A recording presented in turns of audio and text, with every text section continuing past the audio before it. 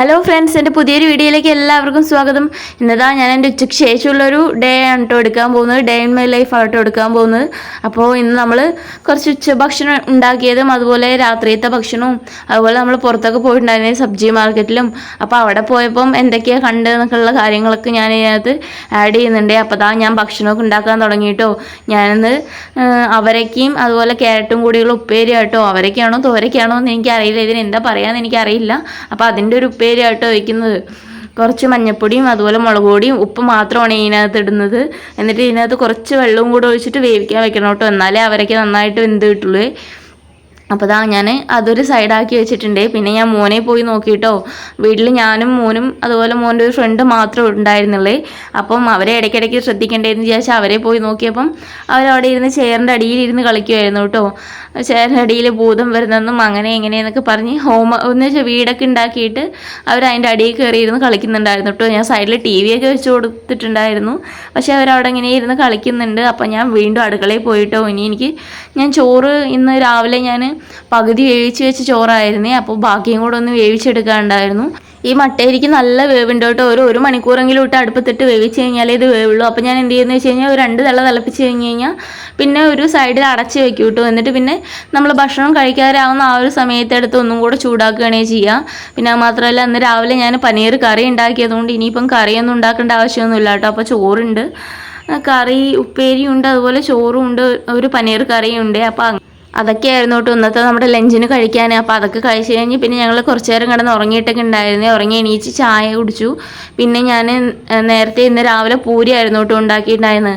അപ്പോൾ അതിൻ്റെ ബാക്കി എണ്ണ ഉണ്ടായിരുന്നേ. അതിനകത്ത് ഞാൻ വെജ് നഗറ്റ്സ് ഉണ്ടായിരുന്നു. അപ്പോൾ അതൊക്കെ വറുത്തിട്ട് കൊടുത്തിട്ടുണ്ടായിരുന്നു കേട്ടോ. പക്ഷേ അന്ന് ഞാൻ വീഡിയോ ഒന്നും എടുത്തിട്ടുണ്ടായിരുന്നില്ല. പിന്നെ ആയിട്ട് എനിക്ക് വീഡിയോ എടുക്കാൻ ഓർമ്മ വന്നത്.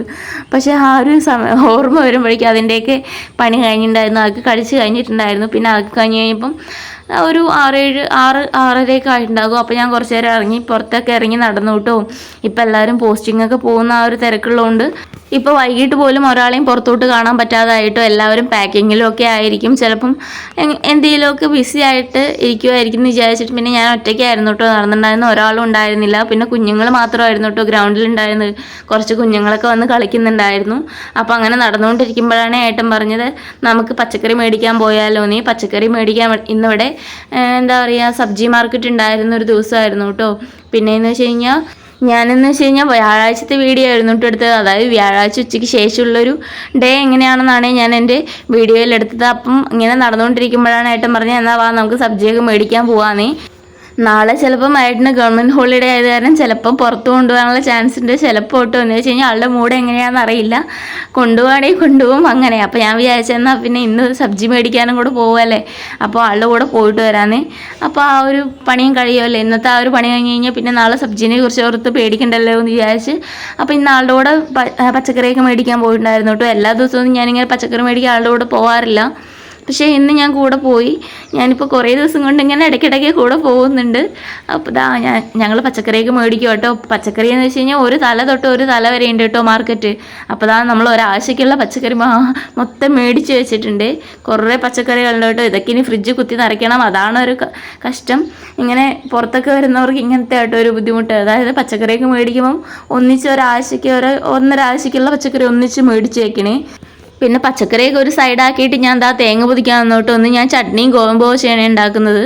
കാരണം നല്ലപോലെ ലേറ്റ് ആയിട്ടുണ്ടായിരുന്നു കേട്ടോ. നമ്മൾ പച്ചക്കറി മാർക്കറ്റിൽ നിന്ന് വരുമ്പോൾ 8 മണിയൊക്കെ കഴിഞ്ഞിട്ടുണ്ടായിരുന്നു. 8:45 ആയിട്ടുണ്ടായിരുന്നു. അപ്പോൾ എനിക്കിനി മോന് ഭക്ഷണം കൊടുക്കണ്ടേന്ന് വിചാരിച്ചിട്ട് മോൻ 2-3 ചോക്ലേറ്റൊക്കെ കഴിച്ചുകൊണ്ട് അവൻ്റെ വയറിൽ വിശപ്പൊന്നും ഇല്ല. എന്നാൽ പോലും പെട്ടെന്ന് ആക്കേണ്ടി വിചാരിച്ച് പെട്ടെന്ന് ഞാൻ ചട്നി അതുപോലെ ഗോതമ്പ് ദോശ കേട്ടോ. ഏട്ടൻ പെട്ടെന്നായിരുന്നു കേട്ടോ നമുക്ക് പച്ചക്കറി മേടിക്കാൻ പോകാമെന്ന് പറഞ്ഞത്. ഇല്ലേ ഞാൻ എന്തെങ്കിലുമൊക്കെ ഉണ്ടാക്കി വെക്കുന്നതായിരുന്നു. പക്ഷേ പെട്ടെന്ന് പറഞ്ഞപ്പോൾ നമ്മൾ എന്നാൽ പിന്നെ അങ്ങനെ പോകാമെന്ന് വിചാരിച്ച് അങ്ങനെ കയറി പോയതാണ്. വന്നു കഴിഞ്ഞപ്പോൾ തേങ്ങയൊക്കെ പൊതിക്കാനുണ്ടായിരുന്നു കേട്ടോ. അവിടെ തേങ്ങയൊക്കെ പൊതിച്ച് കഴിഞ്ഞാൽ ഇങ്ങനെ യൂസ് ചെയ്യാൻ പറ്റില്ലേ.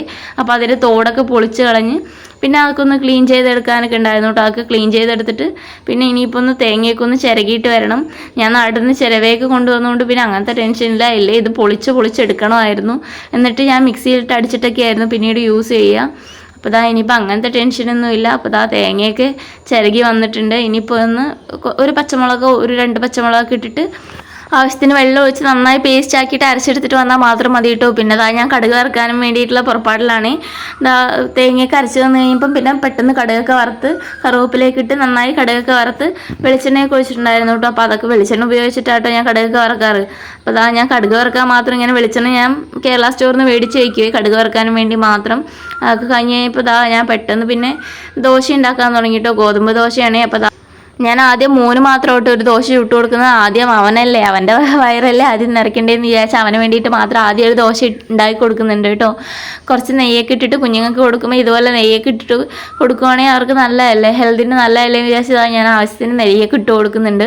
ഞാൻ അവൻ എന്തെങ്കിലുമൊക്കെ ഉണ്ടാക്കി കൊടുക്കുമ്പോൾ ഇതുപോലെ അവന് നെയ്യൊക്കെ ഇട്ടിട്ട് ഉണ്ടാക്കി കൊടുക്കാൻ നോക്കാറുണ്ട് കേട്ടോ. നെയ്യോ ബട്ടറൊക്കെ അവന് യൂസ് ചെയ്യാറുണ്ട്.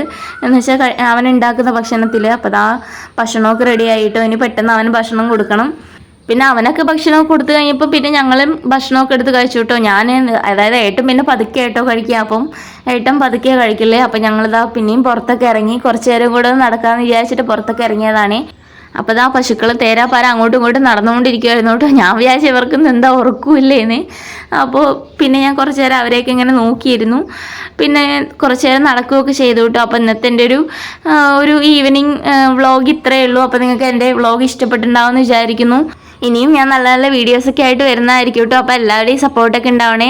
ആദ്യമായിട്ടാണ് നിങ്ങൾ എൻ്റെ ചാനൽ കാണുന്നത് എന്നുണ്ടെങ്കിൽ ഒന്ന് എൻ്റെ ചാനൽ ഒന്ന് സപ്പോർട്ട് ചെയ്യുക, ഒന്ന് സബ്സ്ക്രൈബ് ചെയ്യുക. അപ്പോൾ ഞാൻ വീണ്ടും കാണുന്നവരെ ബായ്.